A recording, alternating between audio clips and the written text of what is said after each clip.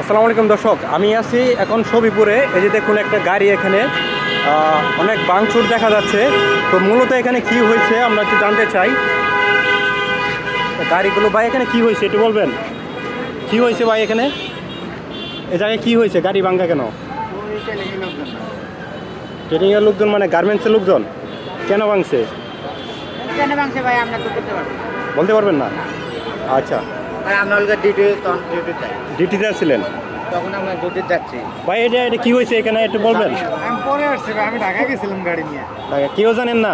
আমি পরে আসছি, আমি টাকা কি হয়েছে আপনি জানেন? জানি না। আচ্ছা, কেউ দেখি জানতে পারে না, সবাই এখানে তামসা দেখতেছে। এই ভাই এখানে কি হয়েছে কেউ বলতে পারবেন? ভাঙা ভাঙি হয়েছে, কি এর বলে মারামারি, তা তো কে মারামারি করছে বলতে পারবেন না? আচ্ছা, ভাই গাড়ি কি আপনার নাকি এখানে নিয়ে যাচ্ছেন গাড়ি? আচ্ছা, এখানে গাড়িটা নিয়ে যাচ্ছে ভাইজান। এই যে শুনেন, আচ্ছা গাড়িটা এখানে নিয়ে যাচ্ছে। এই ভাইজান, এই যে হ্যালো নাকি, এই হ্যালো ভাইজান, এই যে একটু জানতে পারি এখানে কি হয়েছে মূলত? কিছু পোলা বানাচ্ছিল।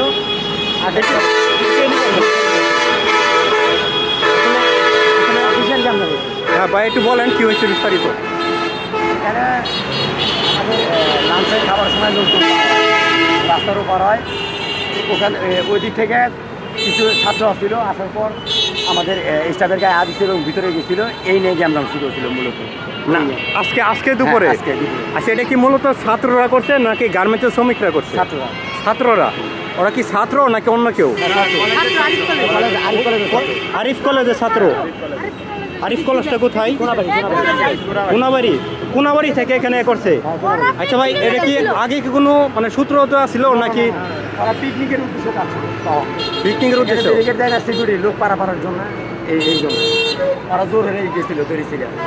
পরে সিকিউরিটি আগেছে, পরে সিকিউরিটি গায়ে হাত দিচ্ছে, আমার ভিতরে গেছে মারার জন্য। এই নিয়ে গ্যামজাম লাগছে। পরে আবার ওয়ার্কার সব বাইরে হয়েছে যে কেন মারলো, মেয়েদের গায়ে হাত দিচ্ছে। মেয়েদের গায়ে হাত দিছে? তো এটা কি কোনো বিচার হবে না?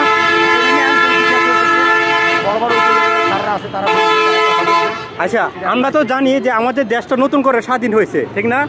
কিন্তু এই স্বাধীন দেশে যদি ছাত্ররা যদি আবার এরকম করে, তাহলে দেশটা কেন স্বাধীন হয়েছে? তারা কেন স্বাধীন করছে বলেন? এটা কি বলবো, এটা বলার মতো আর ভাষা নেই, বলার মতো কোনো কিছুই নেই। এর উপর একটা লোক আসছে আমাদের উপর নেবে, এখন তারাই ডিসিশন নেবে। মানে এই গার্মেন্টস, হ্যাঁ, এই গার্মেন্টসের নামটা কি? স্টার্লিং।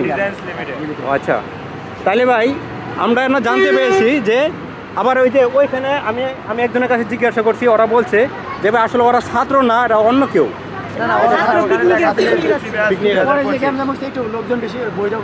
এই গাড়িটাকে কেন ভাঙচুর করছে?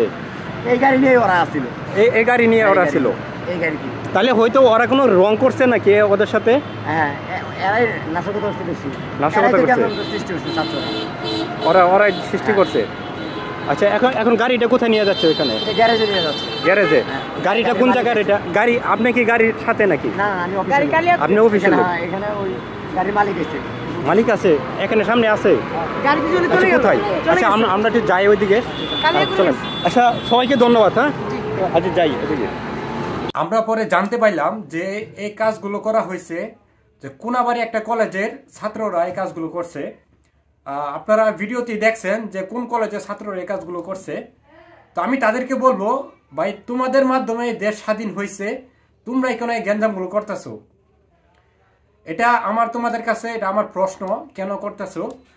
যাই হোক, আপনারা ভিডিওটি দেখে আপনারা বুঝতে পারছেন এখানে কি ঘটনা কি ঘটছে।